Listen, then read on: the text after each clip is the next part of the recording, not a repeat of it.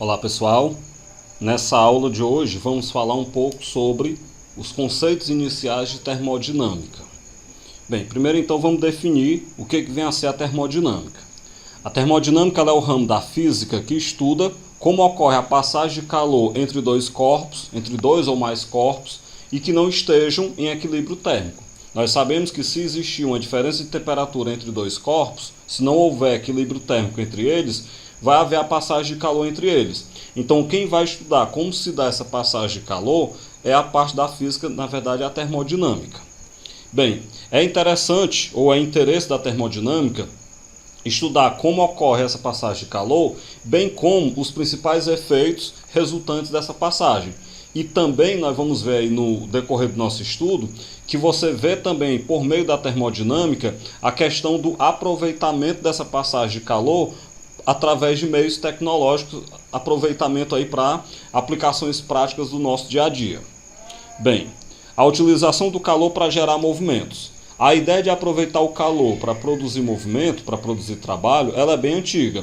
Heron de Alexandria, ele já propunha em sua Eolípila um aproveitamento, uma maneira de aproveitar esse calor para poder gerar movimento, para poder gerar trabalho. Bem, essa ideia ganhou a forma das máquinas térmicas, né? Ela revolucionou principalmente a partir da segunda metade do século XVIII, com o surgimento da Maria-Fumaça, por exemplo, com o surgimento da máquina a vapor, popularmente conhecido como Maria-Fumaça, bem como a utilização do calor para poder gerir os processos industriais, né? Através da Revolução Industrial. Bem, então aí nós temos um breve retrospecto, né? No início, a força de trabalho ela era predominantemente braçal e muito personalizada, então os trabalhos eram feitos praticamente à mão.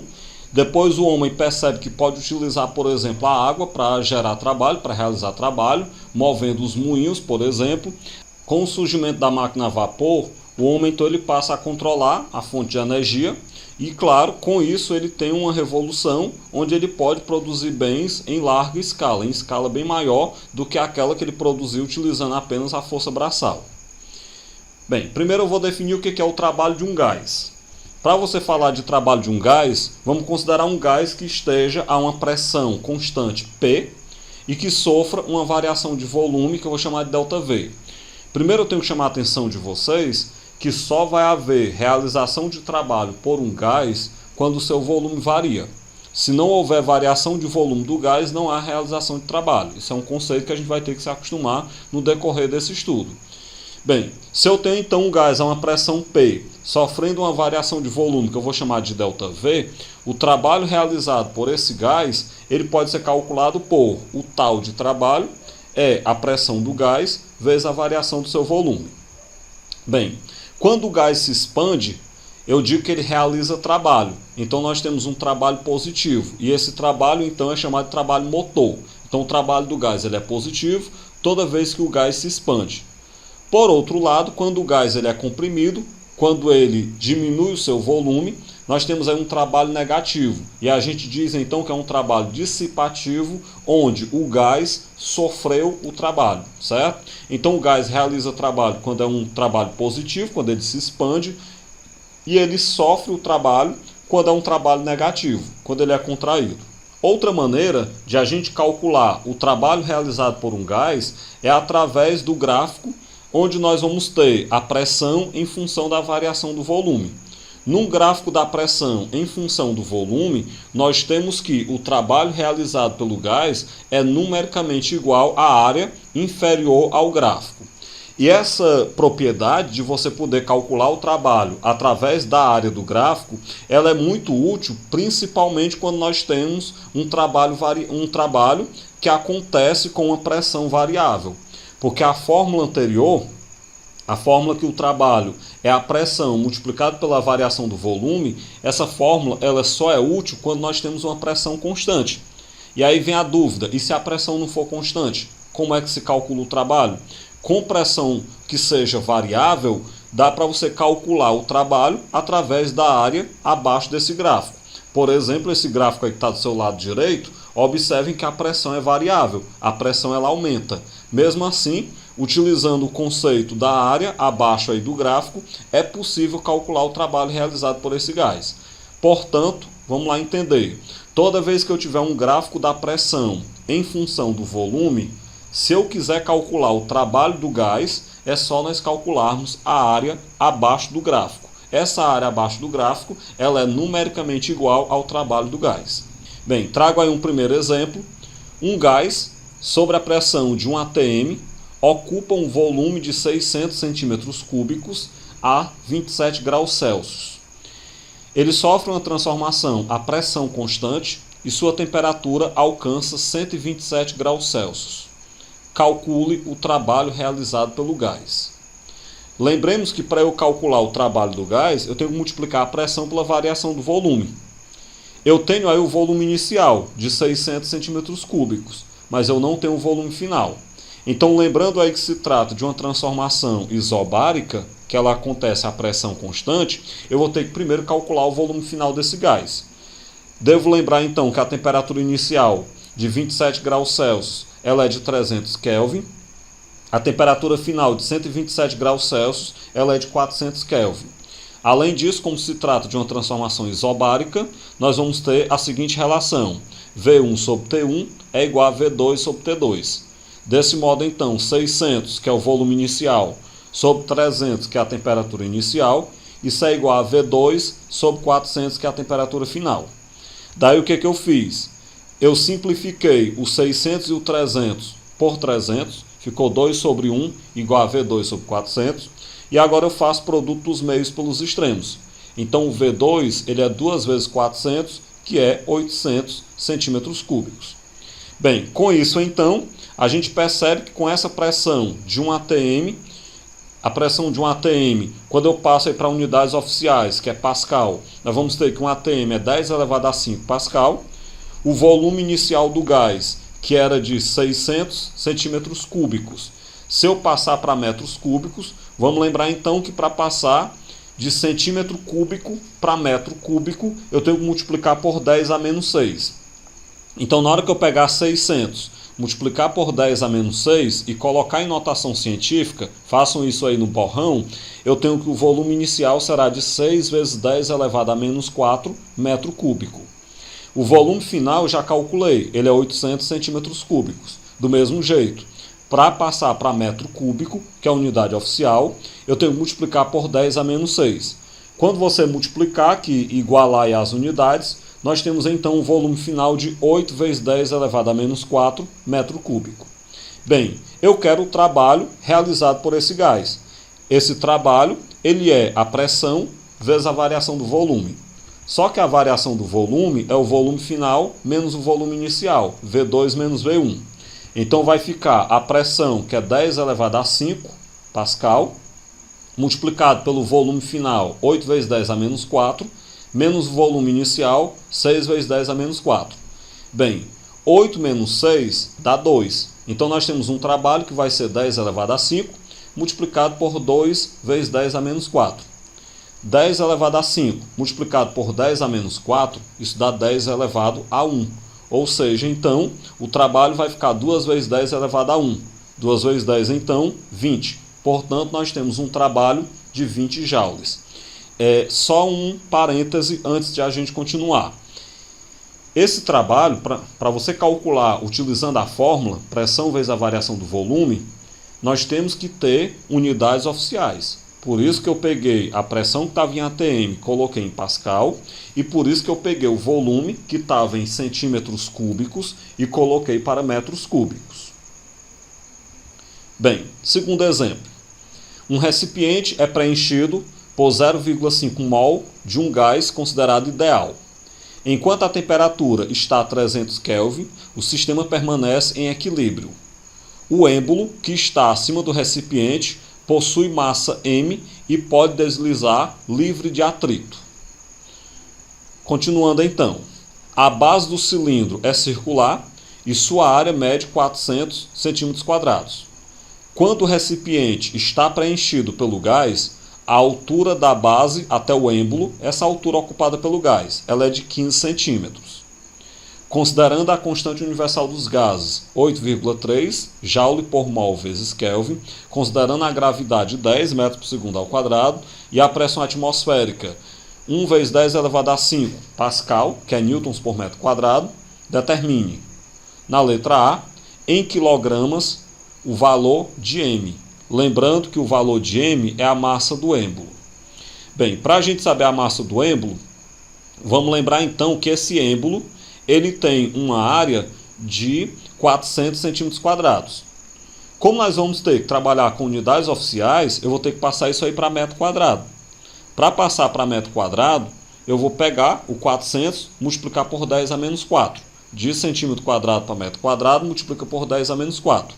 Quando você pegar 400 multiplicado por 10 a menos 4, que colocar em notação científica, a gente chega numa área de 4 vezes 10 elevado a menos 2 metros quadrados. Além disso, a altura ocupada pelo gás é de 0,15 metros, que na verdade é 15 centímetros. Daí então o volume ocupado pelo gás, observem que o gás ocupa um cilindro. O volume do cilindro, você pega a área do êmbolo, que é a área do cilindro, né, já que o êmbolo está encaixado no cilindro, vezes a altura. Então o volume ocupado pelo gás é a área de 4 vezes 10 a menos 2, multiplicado pela altura de 0,15. Ou seja, isso vai dar 0,6 vezes 10 a menos 2, que quando eu colocar em notação científica, eu desloco a vírgula uma casa para a direita, então vai ficar 6 vezes. Como eu desloquei a vírgula uma casa para a direita, eu subtraio 1 no expoente. Menos 2 menos 1 dá menos 3. Então, com isso, eu tenho que esse volume ocupado por esse gás, ele é um volume de 6 vezes 10 elevado a menos 3 metros cúbicos. Aí você diz, para que tu quer o volume ocupado por esse gás? Bora lembrar agora o seguinte, como o êmbolo ele tem massa M, esse êmbolo de massa M, ele exerce um peso sobre esse gás. Então o peso que ele exerce, o peso do êmbolo, é massa vezes a gravidade. Como a gravidade é 10 e a massa do êmbolo é M, então vai ficar M vezes 10, ou seja, a massa do êmbolo é 10M. Como eu coloquei, esse êmbolo que tem um peso sobre o gás, ele vai exercer uma pressão sobre esse gás. Além da pressão atmosférica que age sobre o gás, nós vamos ter também a pressão exercida pelo êmbolo. Então vamos lá. Daí a pressão exercida pelo peso do êmbolo, se lembrem que a pressão que eu estou chamando aí de P', é a força, que no caso é o peso do êmbolo, sobre a área. Então nós vamos ter que a pressão exercida pelo êmbolo vai ser o peso dele, que é 10M, sobre a área do êmbolo de 4 vezes 10 a menos 2 metros quadrados. Se eu pegar 10 dividido para 4 dá 2,5, repete o M, e o 10 a menos 2 sobe com o sinal trocado. Então a pressão exercida pelo êmbolo sobre esse gás de 2,5 vezes M vezes 10 ao quadrado pascais, onde esse M é a massa do êmbolo. Bem, a pressão P exercida sobre o gás, ou seja, a pressão total que age sobre o gás, é a soma da pressão atmosférica, que nós temos na questão, com a pressão devido ao peso desse êmbolo. Desse modo, então, nós temos aí uma soma da pressão atmosférica com a pressão P', que é a do êmbolo. A pressão atmosférica, 1 vezes 10 elevado à quinta, mais a pressão devido ao peso do êmbolo, 2,5M vezes 10 ao quadrado. Bem, sabendo então a pressão total sobre o gás, nós sabemos que esse gás, nós temos aí meio mol de gás, 0,5 mol. A constante universal dos gases é 8,3 Joule por mol vezes Kelvin e a temperatura dele é 300 Kelvin. E aí se lembrem que eu estou perguntando a massa M desse êmbolo, certo? O que eu vou fazer então? Pega a equação de Clapeyron, a pressão vezes o volume é N vezes R vezes T, a pressão total sobre o gás está aí do lado, que é a soma da pressão atmosférica com a pressão devido ao peso do êmbolo, então é 1 vezes 10 elevado a 5, mais 2,5M vezes 10 ao quadrado, o volume do gás, 6 vezes 10 elevado a menos 3, o número de mol, 0,5, a constante universal dos gases, 8,3 e a temperatura, 300. Quando eu pegar, por exemplo, 6 vezes 10 elevado a menos 3, isso é 0,006. O que estava entre parênteses, eu repeti da mesma forma como está. Do outro lado, 0,5 multiplicado por 8,3 multiplicado por 300 dá 1.245. Pega esse 0,006, está multiplicando, passa dividindo. O restante eu repeti. E aí agora então, dividindo 1.245 por 0,006 dá 207.500. Outra coisa que eu resolvi, 10 à quinta dá 100 mil. Resolvi também lá no começo. Agora, para tentar isolar o m, pego o 100 mil, passa para o final subtraindo. Além disso, 10 ao quadrado é 100. 100 multiplicado por 2,5 dá 250. Então, 250m é 207.500 menos 100 mil, que vai dar 107.500. Passa agora o 250 dividindo. Quando eu pegar, então, 107.500 dividido para 250, nós temos, então, finalmente, aí que a massa do êmbolo é de 430 kg.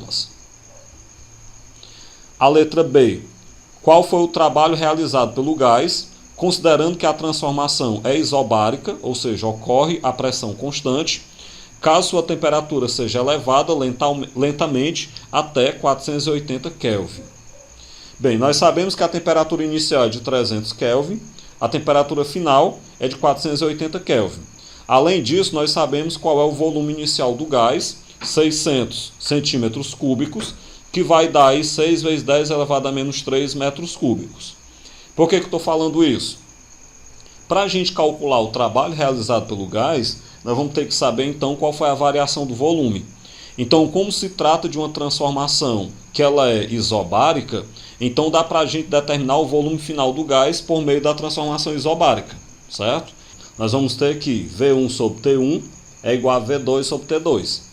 Então você pega o V1, os 600 centímetros cúbicos, que é 6 vezes 10 a menos 3 metros cúbicos, sobre a temperatura inicial, que é de 300 Kelvin, isso é igual ao V2 sobre a temperatura final, que é 480 Kelvin.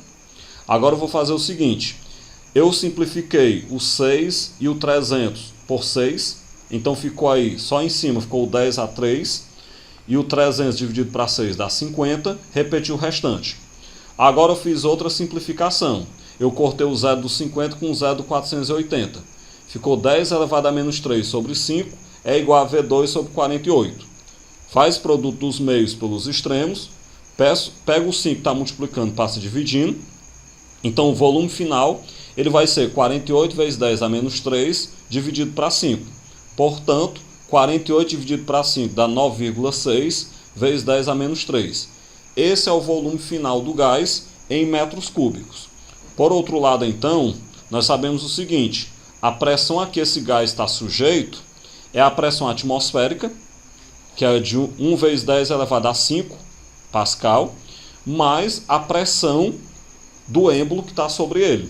Lembrando que a pressão sobre o êmbolo, eu estou pegando isso da letra A, nós calculamos na letra A, é 2,5 m vezes 10 ao quadrado. Só que nós já sabemos o valor do m. O m ele é 430 kg. Então a pressão a que o gás está sujeito vai ser a pressão atmosférica, 1 vezes 10 elevado a 5, mais a pressão do êmbolo, que eu vou só colocar o m, que é 430. Bem, resolvendo então, 10 elevado a 5 dá 100 mil, 10 ao quadrado dá 100, 100 multiplicado por 430, multiplicado por 2,5, dá 107.500.